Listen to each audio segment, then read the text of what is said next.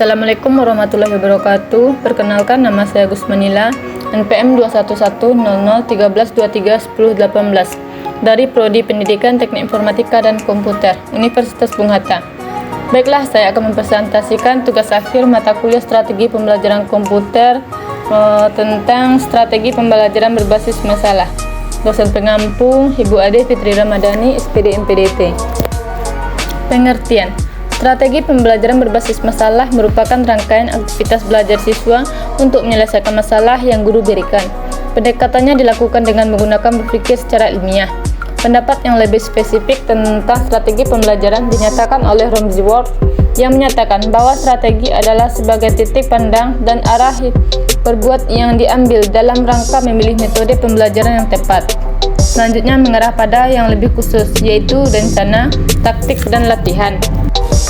Karakteristik strategi pembelajaran berbasis masalah.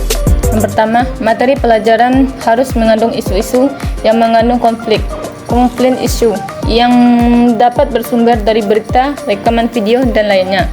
Yang kedua, materi yang dipilih adalah bahan yang bersifat familiar dengan siswa, sehingga setiap siswa dapat mengikutinya dengan baik. Yang ketiga, materi yang dipilih merupakan bahan yang berhubungan dengan keperluan orang banyak atau universal, sehingga dirasakan manfaatnya. Yang keempat, materi yang dipilih merupakan bahan yang mendukung kompetensi yang harus dimiliki oleh siswa sebagai dengan kurikulum yang berlaku. Yang kelima, materi yang dipilih sesuai dengan minat siswa, sehingga setiap siswa merasa perlu untuk mempelajarinya. 3 ciri utama dalam strategi pembelajaran berbasis masalah. Strategi pembelajaran berbasis masalah merupakan rangkaian aktivitas pembelajaran. Artinya, dalam implementasi SPBM, ada sejumlah kegiatan yang harus dilakukan siswa. Strategi pembelajaran berbasis masalah tidak hanya mengharapkan siswa hanya sekedar mendengarkan, mencatat, kemudian menghafal materi pelajaran, akan tetapi siswa aktif berpikir, berkomunikasi, mencari dan mengolah data, dan akhirnya menyimpulkan. Yang kedua, aktivitas. Pembelajaran diarahkan untuk menyelesaikan masalah. Strategi pembelajaran berbasis masalah menempatkan masalah sebagai kata kunci dari proses pembelajaran.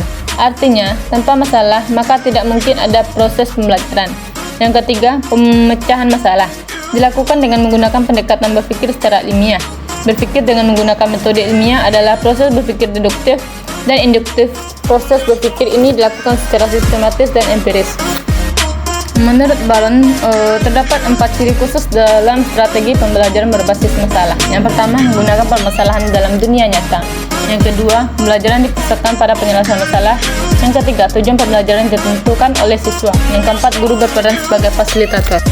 Tahapan-tahapan strategi pembelajaran berbasis masalah. Yang pertama, merumuskan masalah, yaitu langkah siswa menentukan masalah yang akan dipecahkan.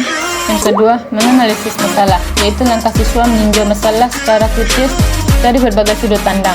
Yang ketiga, merumuskan hipotesis, yaitu langkah siswa merumuskan berbagai kemungkinan pemecahan sesuai dengan pengetahuan yang dimilikinya. Yang keempat, mengumpulkan data, yaitu langkah siswa mencari dan menggambarkan informasi yang diperlukan untuk pemecahan masalah.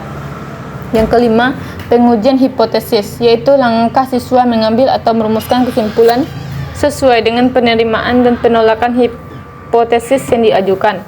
Yang keenam, merumuskan rekomendasi pemecahan masalah, yaitu langkah siswa menggambarkan rekomendasi yang dapat diajukan sesuai rumusan hasil pengujian hipotesis dan rumusan kesimpulan. Sekian presentasi dari saya, terlebih dan terkurangnya saya mohon maaf. Wabillahi taufiq wal hidayah. Wassalamualaikum warahmatullahi wabarakatuh.